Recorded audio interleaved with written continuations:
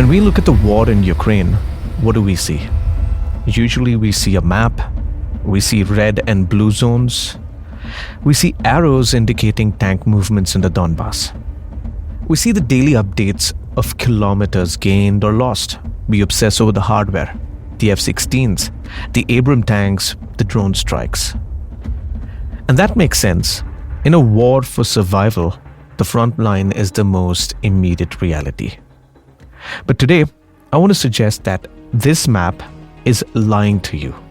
Or at the very least, it's only telling you 10% of the story.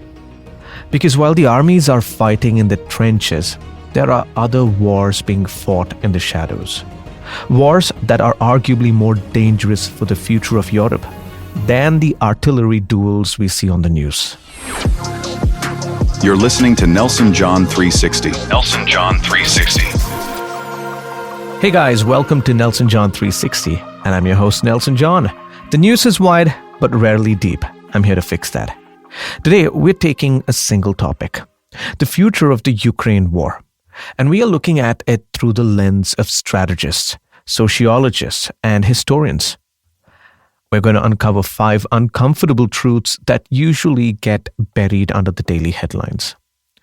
We're going to talk about why, for the Kremlin, peace is just a trap. We're going to discuss the invisible mental health crisis that threatens to break the nation from the inside. We'll look at a terrifying hypothetical American peace plan, and we'll ask the hardest questions of all. What happens if Ukraine wins the war but loses the peace? This is not the story of the battlefield. This is the story of the brutal logic of survival. Let's dive in. Now, let's start with the concept of peace. In the West, when we hear the word peace negotiations, we think of a compromise. We think of stopping the bloodshed. We imagine diplomats in Geneva or Istanbul finding a middle ground. But to understand what is happening now, we have to understand how the Kremlin views that word. There is a quote from Vladislav Surkov. For years, Surkov was known as the Grey Cardinal of the Kremlin. He was Putin's puppet master, the architect of modern Russian political strategy. And he once said something that chills the blood if you really think about it. He said, quote unquote, "Peace is nothing more than the continuation of war by other means." Now, take a second to absorb that. For the Russian strategic mindset, peace isn't the end of the conflict. It simply is a different phase of the conflict. It is a tool. When you can't win with tanks, you use treaties. When you can't win with artillery, you use diplomacy to buy time, to confuse your enemy, and to rot their resolve from the inside. We don't have to guess if this is true. We have a historical case study. The Minsk Second Agreement of 2015. If you remember back in 2014 and 2015, the war in the Donbass was raging. The West was desperate to freeze the conflict. So they pushed for the Minsk agreements. On paper, it looked like a path to peace. But analysts at the Institute for the Study of War, and frankly, anyone watching closely, saw it differently. The agreement was fundamentally flawed. Why? Because it treated the war as an internal conflict. It absolved Russia of responsibility. It forced Ukraine to negotiate with puppets controlled by Moscow. It gave Vladimir Putin a massive strategic win. It allowed him to control Ukraine's politics without needing a full-scale invasion. It was a leash. And because the world accepted that peace, because we failed to push the aggressor then, we laid the direct groundwork for the full-scale invasion of 2022. So here is the first uncomfortable truth we have to confront today. When we hear rumors of ceasefires or freezing the lines, we have to ask, is this an off-ramp or is it a trap? If we look at history, what looks like de-escalation to us looks like an opportunity to reload the Kremlin. They're not looking for a settlement. They are looking for a pause button so they can press play again when we aren't looking. Now, I want to move away from the geopolitics for a moment and look at the human reality. Because wars are not fought by maps, they're fought by people. And the deepest wounds in this war are not the craters in the streets of Kharkiv or the ruins of Bakhmut. The deepest wounds are invisible. There was a devastating report released recently by the Chatham House. They looked at the sociological impact of this invasion, and the numbers are staggering. The data suggests that 80% of the Ukrainian population is experiencing mental health impacts. I'm talking about anxiety, depression, PTSD. The World Health Organization estimates that between 10 to 15 million Ukrainians will need specialist psychological help. Think about that number, 15 million people. Now, that's roughly the population of, let's say, the Netherlands. This is an entire nation within a nation walking around with deep unresolved trauma. And this leads us to a very specific, very dangerous problem: the veterans. Ukraine currently has hundreds of thousands of men and women in uniform. They've been living in trenches, under constant drone surveillance, seeing their friends die for years. One day, hopefully soon, the guns will stop, and those hundreds of thousands of soldiers will go home. Now, reintegrating combat veterans is hard for any country. Look at the struggles the US faced after Vietnam or Iraq. But for Ukraine, the scale is massive. The Chatham House report draws a parallel that we really need to pay attention to. They pointed to the Afghanistan. Now, what's Afghanistan? The Afghanistis were the Soviet veterans of the war in Afghanistan in the 1980s. When they came back to the USSR, the state was collapsing. There were no jobs. There were no physical support. They were ignored. So what happened? Many of them took their skills, organization, violence, loyalty, and were absorbed into the criminal underworld. They became the muscle for the rise of organized crime in the 90s. Now, you see, this is a ticking clock that Ukraine is facing. If the state cannot support these veterans, they feel abandoned. They could become a destabilizing force. They could become a threat to the very social stability they fought to protect. This isn't about whether Ukraine wins the military war. This is about whether Ukrainian society can survive the peace.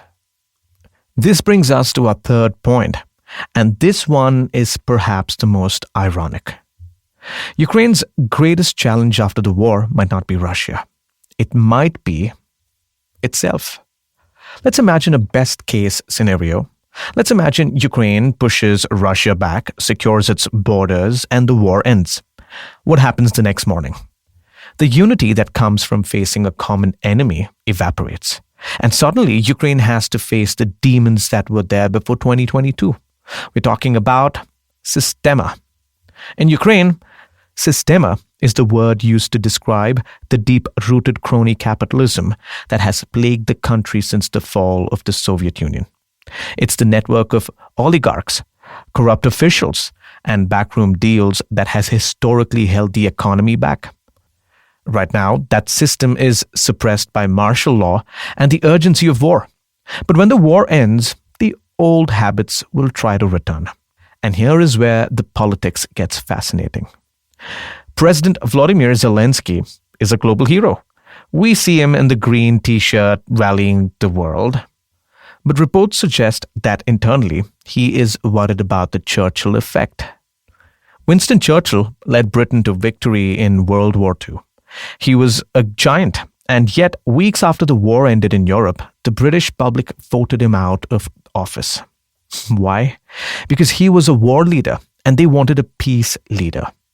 They wanted someone to rebuild the economy, not fight battles.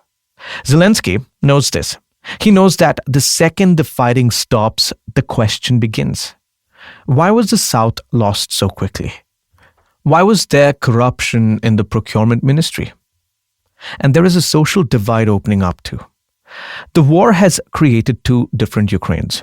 There are the people who stayed, who lived through the air raid sirens, the shortages, the fear.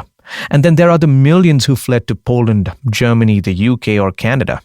When those refugees return, well, if they return, there's going to be friction. Where were you when Kyiv was under attack? Why should you get a say in the new government when you were safe in Berlin? These are ugly questions, but they're real.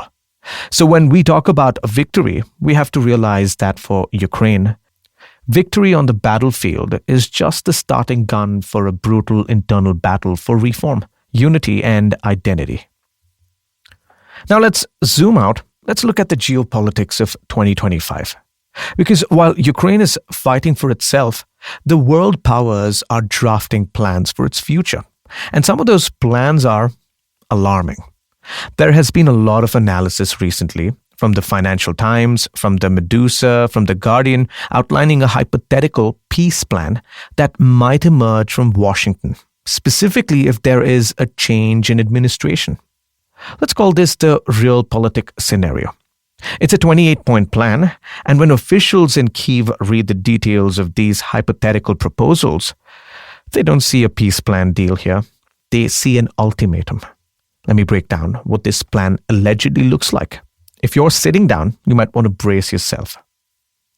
Point 1, Ukraine would have to surrender the remainder of the eastern Donbas region. Not just what Russia holds now, but the whole territory. Point 2, Ukraine would have to formally recognize Russian sovereignty over Crimea and the Donbas. Now, the US wouldn't necessarily recognize it, but they would force Kyiv to sign a piece of paper saying, "This is yours." Point 3, a freeze of the current front lines in the south, Zaporizhzhia and Kherson. Point 4, and this is the kicker, Ukraine would be required to reduce the size of its military by half.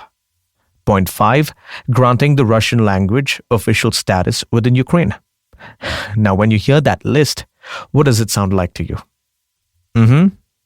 To many analysts, it sounds like Russia's maximalist demands. It sounds like the thing Putin asked for at the very beginning. Let me tell you, it's shocking because it imagines a scenario where the United States, Ukraine's biggest ally, essentially adopts the aggressor's wish list. Why? Why would Washington propose something so heavily tilted towards Russia? The argument is fatigue. The argument is that the war is unwinnable, that it is a stalemate, and that the risk of escalation is too high. The realists in Washington, and there are many of them, believe that sacrificing Ukrainian territory is a price worth paying to stabilize relations with Moscow and pivot to China. For Kyiv, this is the nightmare scenario. It is a feeling of being sold out. But here's the most terrifying part. Even if this deal is terrible, Ukraine might not be able to say no. Now that brings us to our final point. The logic of yes, but. Now this is the strategic trap. Let's say it's late 2025, which we are already in. The US administration puts this 28-point plan on the table. It demands Ukraine to give up land, shrink its army, and swallow its pride. The gut reaction of any Ukrainian patriot would be to tear that paper up, to say we will never surrender. But analysts at Responsible Statecraft have pointed out a brutal reality. They argue that in this scenario, Ukraine would be, and I quote, insane to reject this plan outright. Why? Because of the leverage. If a US president presents a peace plan and Zelenskyy rejects it, the narrative shifts instantly. Suddenly, Ukraine is no longer the defender. It's the eyes of the White House. Ukraine becomes the obstacle to peace. And the threat is implicit but clear. If you don't sign this, the aid stops. No military shells, no more Patriot missiles, no more intelligence sharing. Now, without US aid, Ukraine's ability to hold the current line collapses. We aren't talking about a stalemate anymore. We're talking about a potential Russian breakthrough. We're talking about Russian tanks rolling towards the Dnieper River. So the choice Kyiv faces is not peace deal versus victory. The choice is unjust peace deal versus total collapse. It is the ultimate rock and a hard place. It is a terrifying logic where survival itself depends on accepting a humiliation.